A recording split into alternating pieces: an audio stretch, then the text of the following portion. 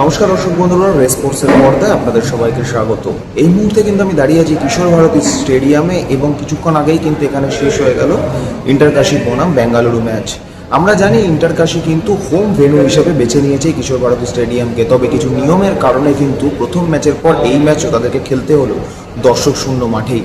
তার সাথে সাথে ম্যাচে কিন্তু উপস্থিত ছিলেন না আগের ম্যাচের লাল কার্ড দেখা আন্তোনিও লোপেজ হাওয়াস অর্থাৎ ইন্টারকাশি কোচ। ইন্টারকাশি এবং বেঙ্গালুরু ম্যাচ কিন্তু প্রথমার্ধে বেশ জমজমাট হলেও দ্বিতীয়ার্ধে যেন বেঙ্গালুরু বেশ চেপে বসলো ইন্টারকাশির ওপরে। প্রথমার্ধে 20 মিনিটে ইন্টারকাশির বিরুদ্ধে আশিক কুন্ডিয়ান প্রথম গোল পায় বেঙ্গালুরুর হয়ে। আমরা দেখতে পেলাম যে আশিক কুন্ডিয়ান কিন্তু নিজের একক ক্ষমতায় 3-4 জন ডিফেন্ডারকে কাটিয়ে এবং সুমিত পাসি প্রায় পায়ের তলা থেকে বল এগিয়ে নিয়ে গিয়ে 3-4 জন ডিফেন্ডারকে কাটিয়ে কিন্তু বক্সে প্রবেশ করেন এবং তারপরে জোরালো শটে কিন্তু গোল পান। তবে সেই গোল কিন্তু বেশিক্ষণ ধরে রাখতে পারেনি বেঙ্গালুরু। 38 মিনিটে কিন্তু সমতা ফেরায় ইন্টারকাশি। রোহিত দানুর একটি বাড়িয়ে দেওয়া বল কিন্তু যখন নিখিল পুজারি সেই বলটি ডিফেন্ড করতে যায় তখন তার পাস লিপ করলে সেই বল থেকে কিন্তু সহজেই গোল করে যায় প্লানাস এবং তারপরে কিন্তু প্রথমার্ধে আর কোনো গোল না হওয়ায় 1-1 সমতায় কিন্তু শেষ হয় প্রথমার্ধ।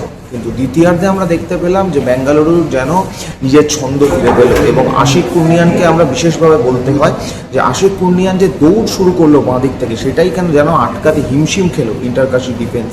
প্রথমে আশিক কুন্ডিয়ানকে আটকাতে গিয়ে কিন্তু তাকে ফাউল করতে বাধ্য হলো সুমিত পাসি। সেখান থেকে বেঙ্গালুরু যখন বল ফ্রিকিক থেকে বল বক্সে ভাসালো সেই বল কিন্তু ধরতে ভুল করলো ইন্টারকাশি গোলকিপার এবং সেইখান থেকে ইন্টারকাশি গোলকিপারের হাত থেকে বেরিয়ে আসা বল কিন্তু সহজেই জালে জড়ালো আর্জেন্টাইন প্লেয়ার বেঙ্গালুরের স্যানচেজ এবং সেখানে 2-1 গোলে এগিয়ে যায় কিন্তু বেঙ্গালুরু। এবং এরপরে কিন্তু বেঙ্গালুরু প্রচুর চান্স পেয়েছিল গোল করার, অনেক বল তারা গোলের সামনে নিয়ে গেলেও কিন্তু গোল করতে পারেনি।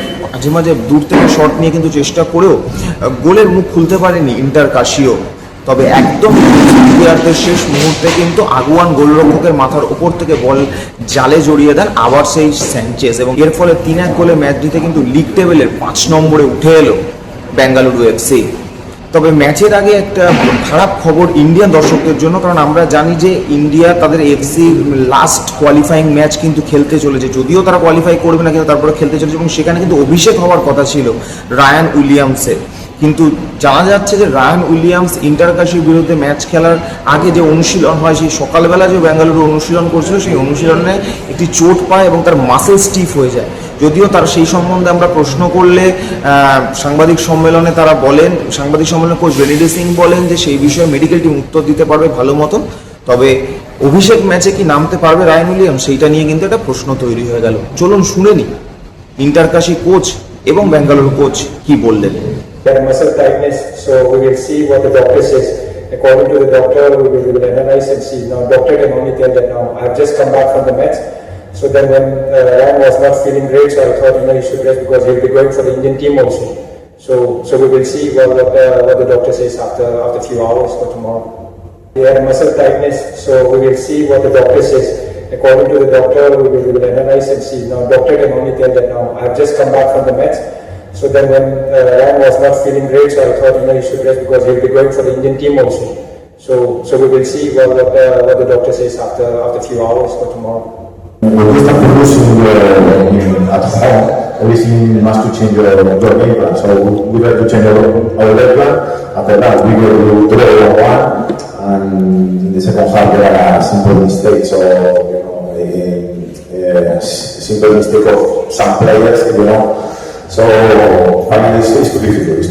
We must to keep improving, keep training, and looking for the next game. কিশোর ভারতী ক্রীড়াঙ্গন থেকে আমি অর্জুন দেবনাথ, রেসপোর্টস।